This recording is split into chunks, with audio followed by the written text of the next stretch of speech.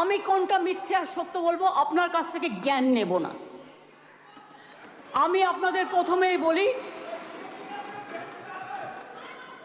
যে আমি sir on behalf of West Bengal people a model bill and historic bill, the Aparajita Women and Child West Bengal Criminal Laws Amendment Bill 2024 কে সম্পূর্ণভাবে সমর্থন জানাতে আপনার অনুমতিতে আমি এখানে সমর্থনে কয়েকটি কথা বলতে এসেছি। আমি অপোজিশন লিডার যেগুলো বলেছেন, পয়েন্ট রেজ করেছেন, আমি প্রত্যেকটার উত্তর দেব। তার জন্য ধৈর্য ধরে আপনাকে শুনতে হবে।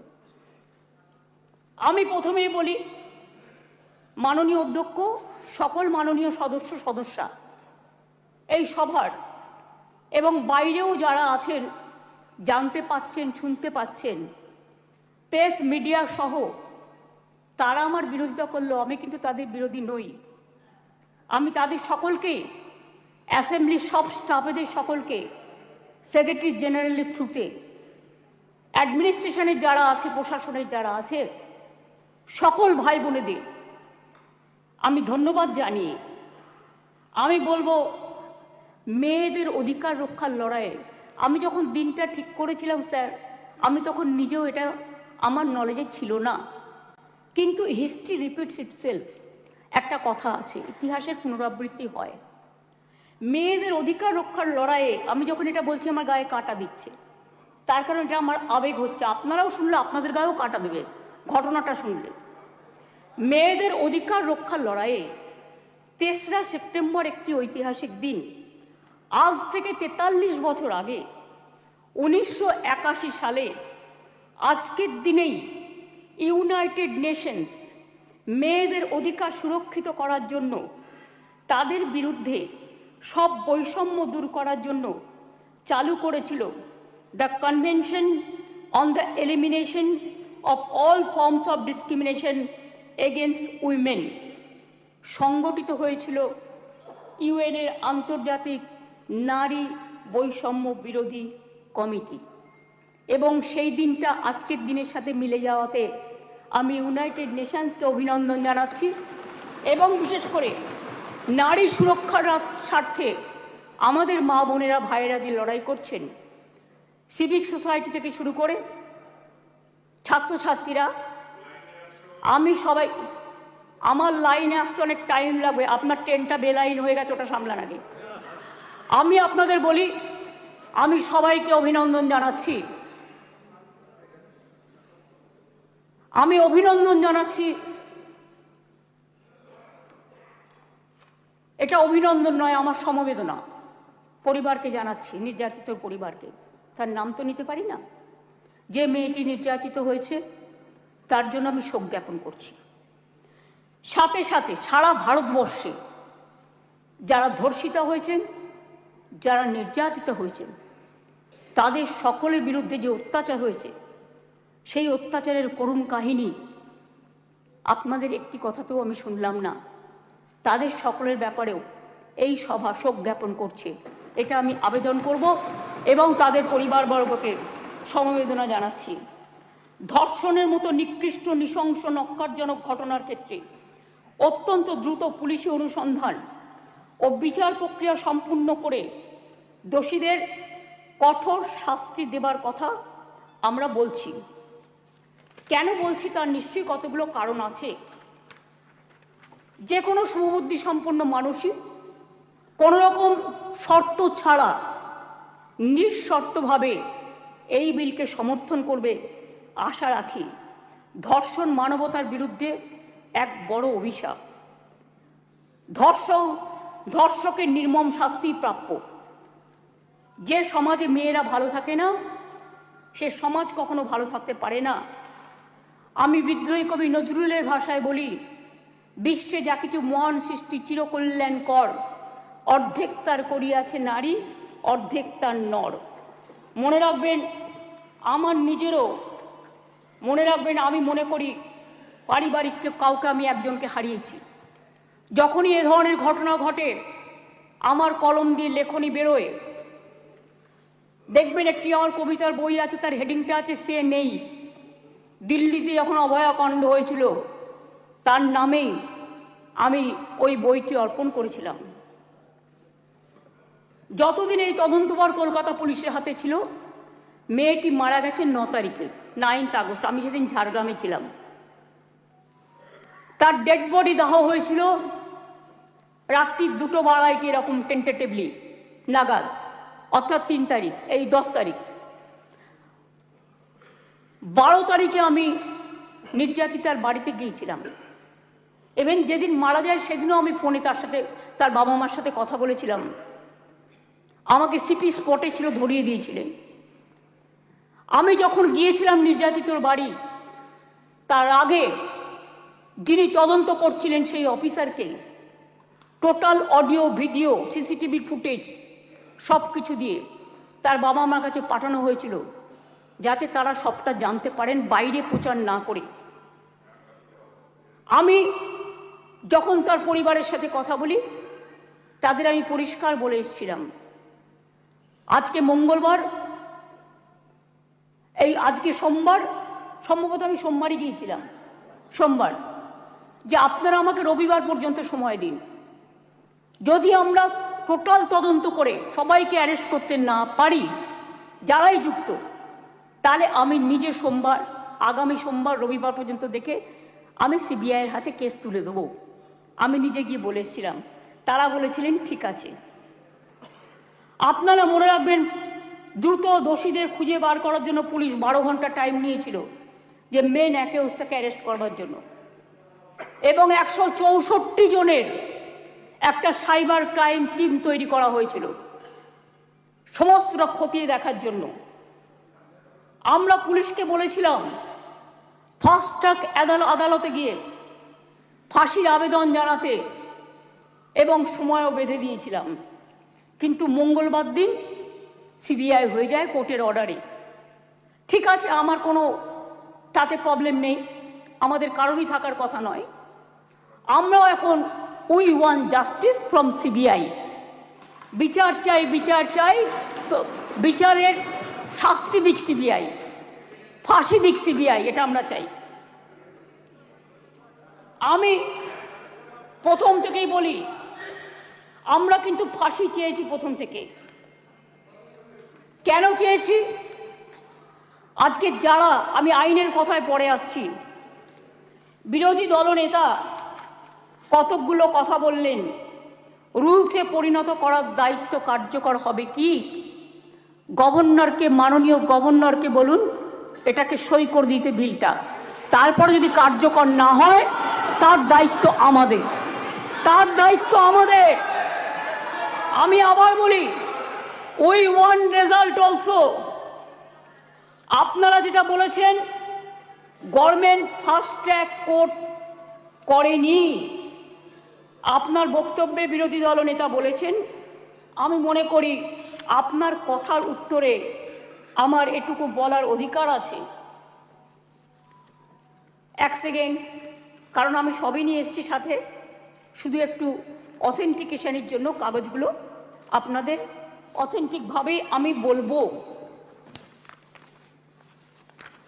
গভর্নমেন্টের, মনে রাখবেন, report on fast track court, দেশের মধ্যে ছোট রাজ্য মিলিয়ে আমাদের সংখ্যা 3য়। এটা পার্লামেন্টের কোয়েশ্চেনে, লোকসভার কোয়েশ্চেনে দেখে নেবেন।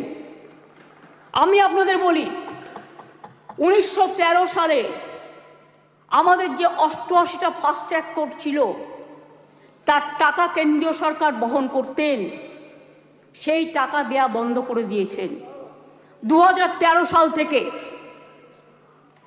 তা সত্ত্বেও আমাদের রাজ্যে বর্তমানে 88টি ফাস্ট ট্র্যাক কোর্ট আছে।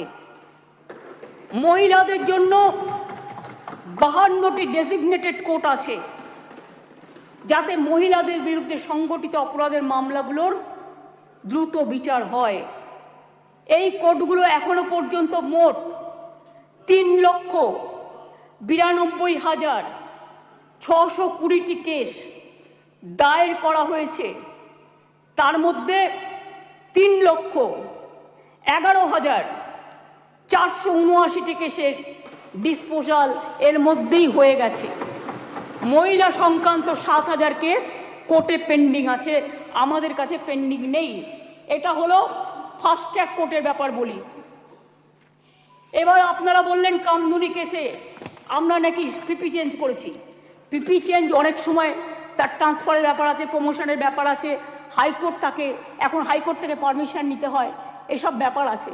আমি টেকনিক্যালিটিসের মধ্যে ঢুকছি না। কিন্তু আমরা কি করেছিলাম, ইনসিডেন্ট ঘটেছিল 7 June 2013। Chargesheet submitted by CID within 3 weeks. 28 June 2013 supplementary chargesheet দেওয়া হয়েছিল 10 জুলাই 2013। কিন্তু কোর্ট পাস্ট জাজমেন্ট এটা আমাদের হাতে নেই 30 জানুয়ারি 2016।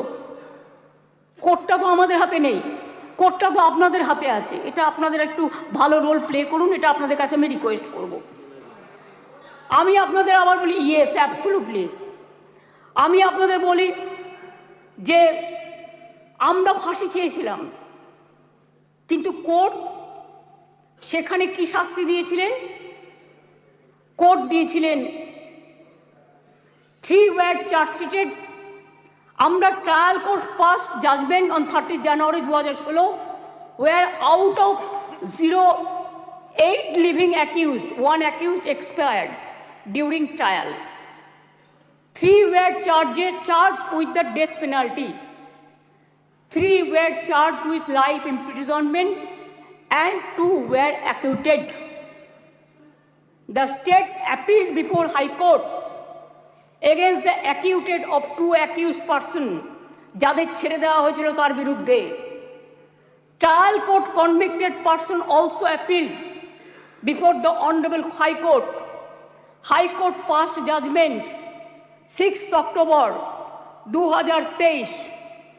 তাতে তারা শাস্তির ডেথ পানিশমেন্ট দেওয়ার বদলে 2 জনকে দিয়েছিলেন লাইফ কনভিকশন, 1 জনকে ছেড়ে দিয়েছিলেন, 3 জনকে 7 ইয়ার্স পানিশমেন্ট দিয়েছিলেন, আর অ্যাকিউটেড 2 জন ছিলেন, তার বিরুদ্ধে আমরা এসএলপি সুপ্রিম কোর্টে ফাইল করেছি এবং 9 অক্টোবর 2023 এটা এখন পেন্ডিং আছে সুপ্রিম কোর্টে। এটা আপনি আমাকে জিজ্ঞেস করেছিলেন রিগার্ডিং ফাস্ট ট্র্যাক কোর্ট এবং কামদুনি। আপনার উত্তরে এগুলো কোশ্চেনের উত্তরে আমি এগুলো জানালাম, কারণ এটা আমার জানানোর অধিকার এবং দায়িত্ব। কারণ আমি মনে করি অপোজিশনেরও একটা দায়বদ্ধতা আছে সরকারকে তার কোশ্চেনের উত্তর দেওয়া। 3, আপনারা অনেক কথা বলতে বলতে হঠাৎ বলে ফেললেন ট্রেনেও রেপ হয়েছে। ট্রেনটা কার দায়িত্বে? রাজ্য সরকারের। ট্রেনের ভেতরটা রক্ষা করার দায়িত্ব আরপিএফ এর। Please realize, railway protection force. এটা রেলকেও দেখতে হবে, ঘটনাগুলো ঠিক নয়। মনে করুন আমি এবার আপনারা কিছু প্রেসিডেন্ট দিয়েছেন, দিতেই পারেন, কিন্তু আমি কোনো কাগজ দিচ্ছি না। তার কারণ খবরে কাগজ দিচ্ছি না, কারণ এগুলো নিজেদের তৈরি করা রিপোর্টও হতে পারে। আমি স্পিকার সাহেবকে বলবো ক্রস চেক করুন all of the fake news, maximum cross check করে আপনি যদি দেখেন correct information, I don't have any problem. কিন্তু যদি দেখেন wrong information, misleading information, disinformation and distorted information and destructive information and provocative information, then speaker has the right to deal it. মনে আছে আপনাদের? কেউ তো একবারও স্বীকার করলেন না উন্নাওয়ের কথা। 2017 সালে নাবালিকাকে ধর্ষণ করেছিলেন। আমি একজন বিধায়ক বলবো বিজেপি, কিন্তু আপনি বলতে বললেন আমি কিন্তু আপনার পার্টির নাম বলতাম না, সরি, এটা আপনি আমাকে বাধ্য করলেন বলতে, কারণ তিনি এখানে প্রেজেন্ট নেই তো বলে নামটা বললাম না। নামটা আমার কাছে আছে, আমি অ্যাসেম্বলি পার্লামেন্টে আমি সিস্টেমটা জানি। ধর্ষিতা মেয়ের বাবাকে তারপর বন্দি অবস্থাতেই হত্যা করেন ধর্ষকের বাবা, মানে ধর্ষক সেই বিধায়ক। মনে করুন আজ থেকে 4 বছর আগে 2020-এ এই সেপ্টেম্বর মাসেই হাতরাসের ঘটনা, যেখানে একটি দলিত মেয়েকে গণধর্ষণ করা হয়, বিচার তো পায়নি, সেও বাঁচেনি। বিভিন্ন রাজ্যে চলছে একের পর এক ঘটনা। এটা গ্লোরিফাই করার নয়। 70 পেরোনো বৃদ্ধও আছেন, 3 বছরের শিশুও আছেন, নার্সও আছেন, স্কুল ছাত্রীও আছেন। কথা বলবেন না, শুনুন। যখন বলেছেন ধৈর্য ধরুন। ডিস্টার্ব করবেন না ওনাকে, প্লিজ প্লিজ বি কুল। আপনার শুনুন, ডিস্টার্ব করবেন না ওনাকে। ঠিক আছে, আপনি বলুন। শুনেছি, আপনারা অনেক বলেছেন, মাননীয় মুখ্যমন্ত্রী উত্তর দিচ্ছেন, আপনাদের শুনতে হবে। Please please. আরে এখনো তো অনেক বাকি আছে, শুনুন আগে। ঠিক আছে স্যার, এটা ফ্যাক্ট যে আজকে প্রতিদিন দেশে প্রায় 90টি ধর্ষণের ঘটনা ঘটে। তার মধ্যে অনেকেরই মৃত্যু ঘটে, খুব বেদনাদায়ক। উত্তরপ্রদেশের ঝাঁসিতে চলন্ত গাড়িতে 17 বছরের মেয়ে ধর্ষিতা হয়েছে। উত্তরপ্রদেশের বারাবাঁকিতে 9 বছরের মেয়ে ধর্ষিতা হয়েছেন। শাহজাহানপুরে মহিলা ধর্ষণের শিকার হয়েছেন। বুলন শহরে 6 বছরের মেয়েকে ধর্ষণ করেছেন। আগ্রা ইঞ্জিনিয়ারিং স্টুডেন্ট একটি মেয়ে ধর্ষিতা হয়েছেন। উত্তরাখণ্ডের নাট ধর্ষণ, 9 দিন পরে দেহ পাওয়া গেল। উড়িষ্যাতে ধর্ষণ হলো পেশেন্ট। মহারাষ্ট্রের বদলাপুরে 2 নার্সারির বাচ্চা সেক্সুয়ালি অ্যাসাল্টেড হলেন। মুম্বাইয়ের 13 বছরের মেয়েকে ধর্ষণ করা হলো। কোলাপুরে একটি বাচ্চা মেয়ে ধর্ষিতা হলো। আসামে 13-14 বছরের মেয়েকে গণধর্ষণ, যেখানে যে দোষী তাকে এনকাউন্টারে মেরে ফেলা হলো, বিচার হলো না। রাজস্থানের ঢোলপুরে গ্যাংরেপ, যোধপুরে 3 বছরের বাচ্চাকে ধর্ষণ। এই মানসিকতা দেখলে ঘৃণা লাগে। আমি বলি ছি ছি, যেই ঘটাকে এই ঘটনা, তাদের বলি লজ্জা লজ্জা লজ্জা। বলতে দিন আপনারা, এটা একটা জাতীয় লজ্জা। ধর্ষণ আজকে একটা জাতীয় লজ্জার পর্যায়ে পড়ে গেছে। আসুন আমরা সবাই মিলে একমত হই, ধর্ষণের বিরুদ্ধে সমাজ সংস্কারের প্রয়োজন আছে, মানুষের জাগরণের প্রয়োজন আছে। এই বাংলা অনেক সমাজ সংস্কার করেছে। রাজা রামমোহন রায় যখন সতীদাহ প্রথা সংস্কার করেছিলেন, এখানে আইন পাশ হয়েছিল এই বাংলায়, তখন কিন্তু তাকে অনেকে মেরে মাথা ফাটিয়ে দিয়েছিলেন। কিন্তু মনে রাখবেন, রাজীব গান্ধী যখন প্রধানমন্ত্রী ছিলেন, এই আইনটা অল ইন্ডিয়া আইন হিসেবে সতীদাহ প্রথা নিবারণটা পাশ হয়েছিল। ঈশ্বরচন্দ্র বিদ্যাসাগর, মনে রাখবেন, বাল্য বিবাহ বন্ধ, বিধবা বিবাহ প্রচলন করেছিলেন।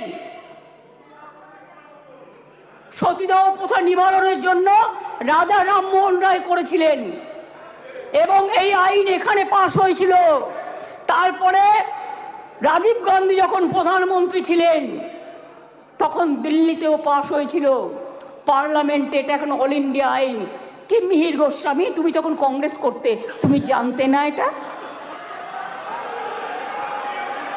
জিজ্ঞেস করুন। যদি একটা ব্যাধি হয়, ব্যাধিটাকে সারাতে হবে। মনে রাখবেন, এই অনুযায়ী দেশের ধর্ষণের ঘটনায় সাজার হারও খুব কম। কেন সাহস পাচ্ছে এত, এটা আমাদের উপলব্ধি করতে হবে। ক্রাইম ইন ইন্ডিয়া 2022-এর তথ্য অনুযায়ী দেশের বিভিন্ন প্রান্তে ধর্ষণের ঘটনায়, সব রাজ্যেই পুলিশ আছে, সেন্ট্রালেও আছে, ধর্ষণের ঘটনায় গড়ে 76% ক্ষেত্রে পুলিশ তদন্ত শেষ করে চার্জশিট জমা দিতে পেরেছে। কিন্তু মাত্র 2.6 56% ক্ষেত্রে অপরাধী দোষী সাব্যস্ত হয়েছে। প্রবলেমটা কিন্তু এই জায়গায় রয়ে গেছে, গলদটা। ধর্ষণ রোধে দ্রুত বিচার এবং কঠোরতম সাজার দাবি জানিয়ে আমি দুটো চিঠি ইতিমধ্যেই প্রধানমন্ত্রীকে লিখেছি। আমি যেহেতু তার কাছ থেকে কোনো উত্তর পাইনি, উত্তর দিয়েছেন একজন উইমেন অ্যান্ড চাইল্ড ডিপার্টমেন্টের মিনিস্টার, কিন্তু তিনি যে উত্তর দিয়েছেন সেটাকেও কাউন্টার করে আমি প্রধানমন্ত্রীকে জানিয়েছি। যদি দিল্লি নিজে এই চিঠি দুটো, স্যার সবার জ্ঞাতার্থে বার্তা একটু দিয়ে দেবে টেবিলে, আমি প্রধানমন্ত্রীকে লেখা চিঠিগুলো এখানে পেশ করলাম।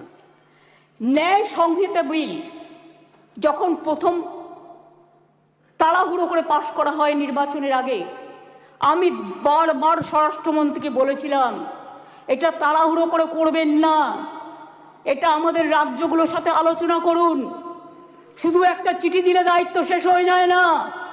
আমি অনেকবার অপোজ করেছি যে এটা কিন্তু রাজ্যকে কনসাল্ট করা হয়নি, মনে রাখবেন। তাছাড়াও আমি বলেছিলাম নতুন গভর্নমেন্ট আসুক, তাদের সাথে আলোচনা করুন, লোকসভায় আলোচনা হোক, রাজ্যসভায় আলোচনা হোক, বিরোধী দলের সাথে আলোচনা হোক, সরকারি দলের সাথে আলোচনা হোক, তারপরে এটা আপনারা করুন। কিন্তু সেটা তারা করেননি।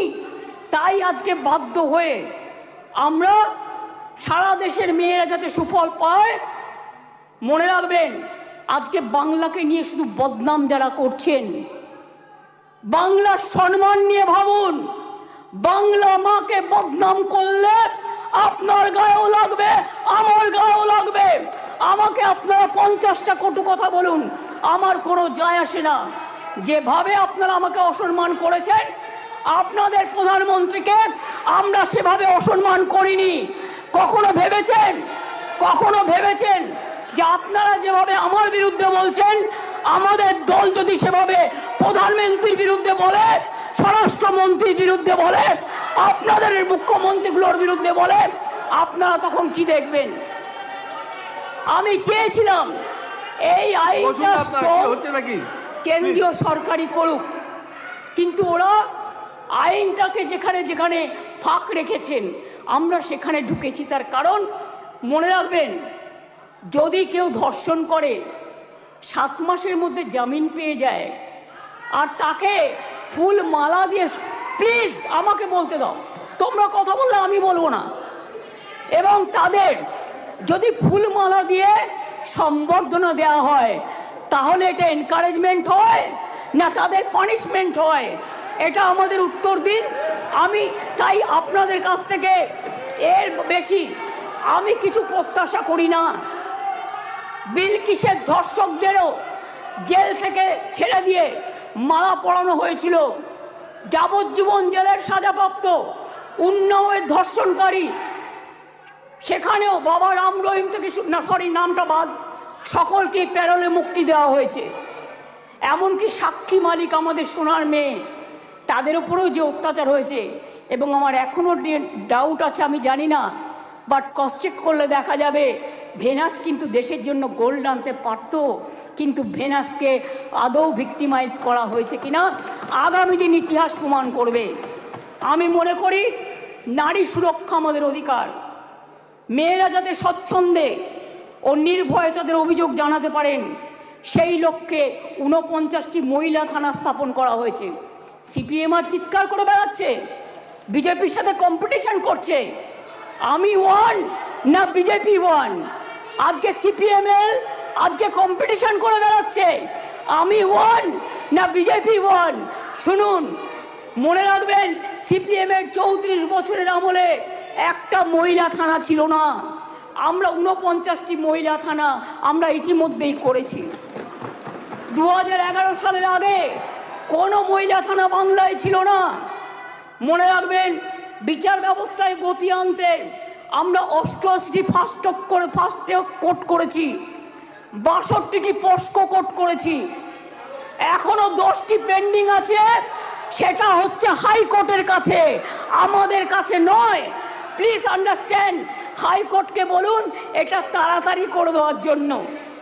এছাড়াও 52টি ডেজিগনেটেড কোর্ট রয়েছে, যাতে মহিলাদের বিরুদ্ধে সংগঠিত অপরাধের মামলাগুলো দ্রুত বিচার করা হয়, যাতে মহিলারা দ্রুত জাস্টিস পান, বিচারের বাণী যেন নীরবে নিভৃতে না কাঁদে। এটা এই সভা দলমত নির্বিশেষে সবাইকে বলে দিচ্ছি, সবাইকেই বলছি।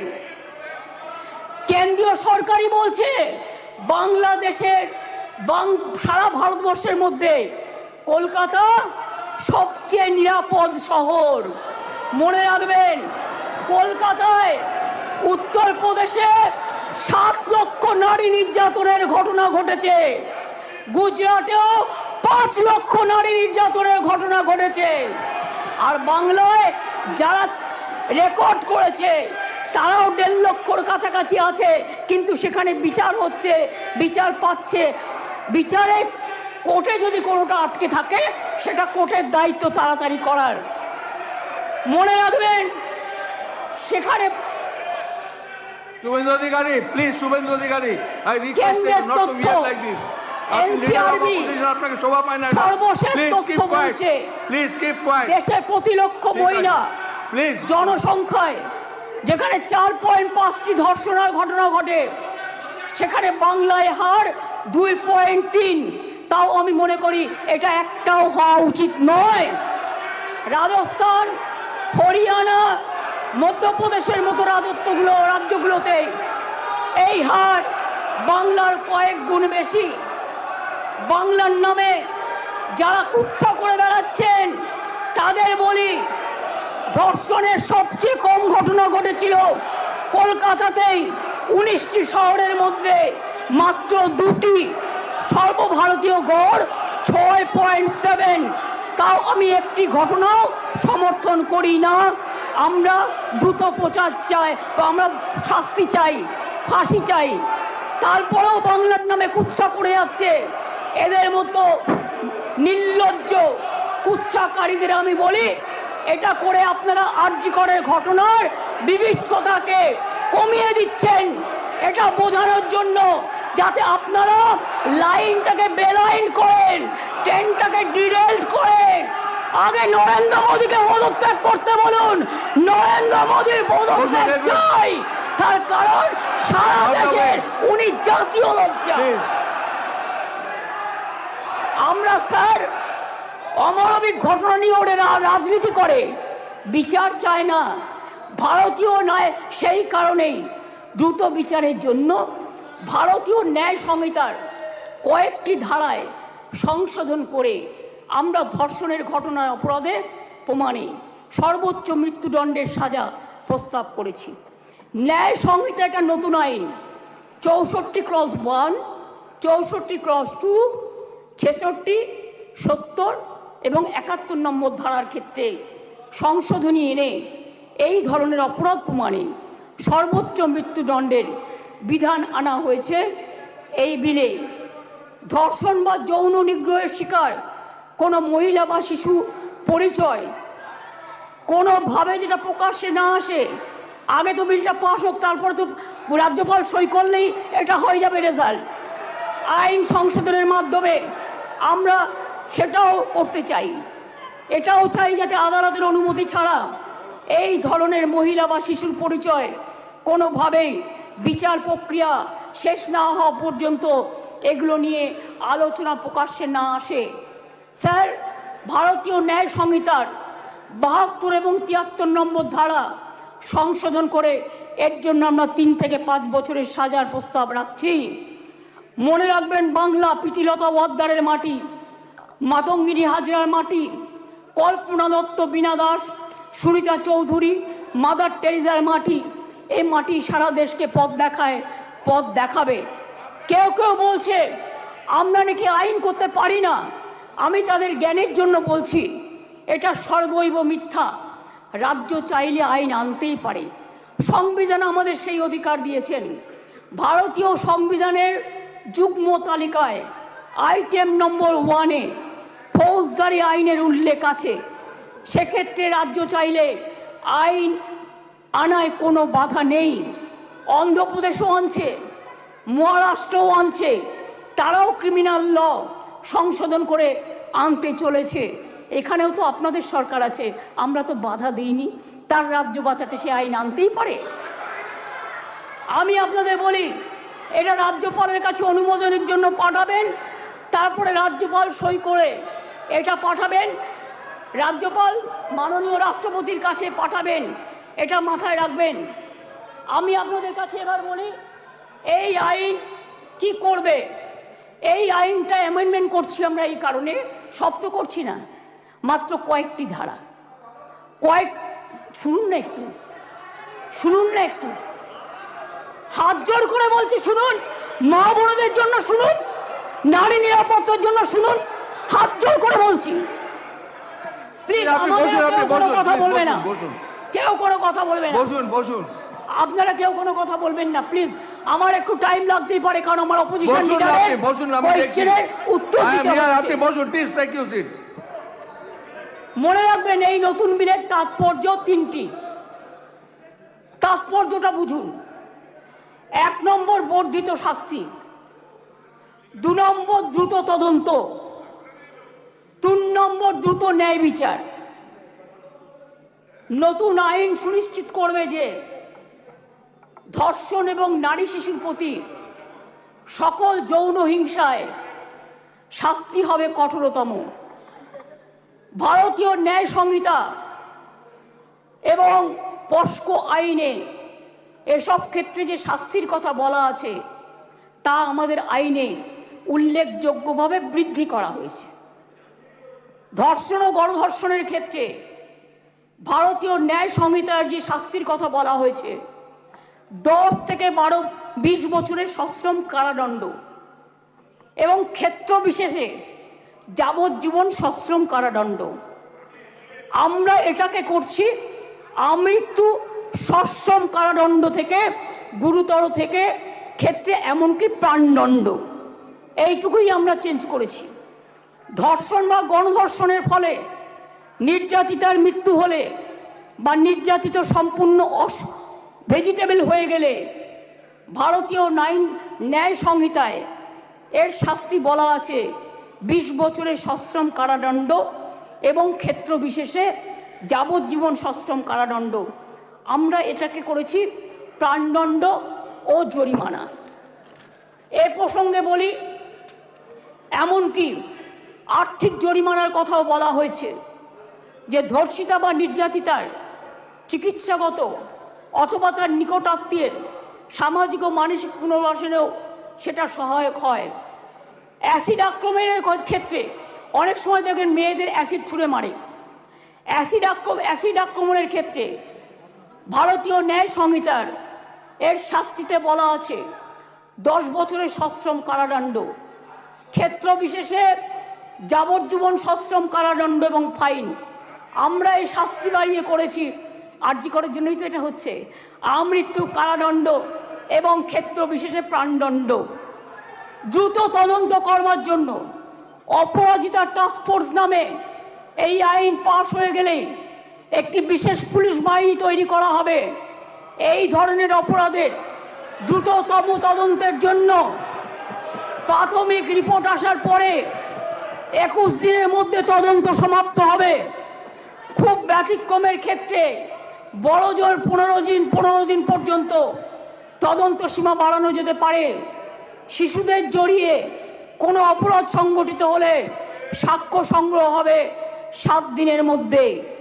দ্রুততম বিচারের স্বার্থে বিশেষ আদালত তৈরি হচ্ছে।